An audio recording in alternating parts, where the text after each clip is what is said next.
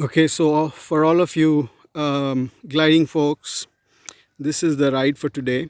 It's very well preserved LS3. It's a pretty old airplane, pretty old glider, and I've just done the check, and we have 2 batteries over there.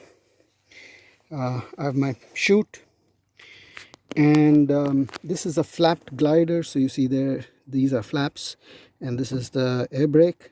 Air brake and flaps go together. It's a very nice system.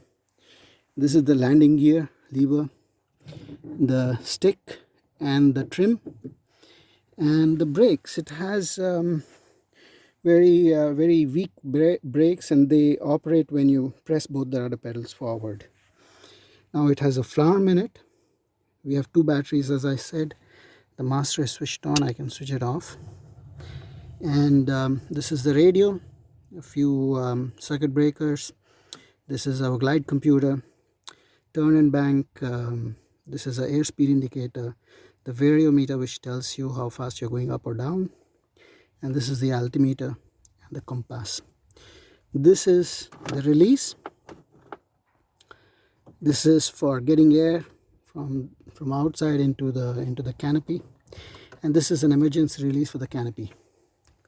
This is a very beautifully restored LS3 that has got a new paint this season, and yeah, I'm waiting for the dolly to come to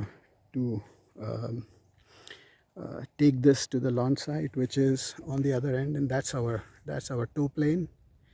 And there at the far end you see 2 gliders.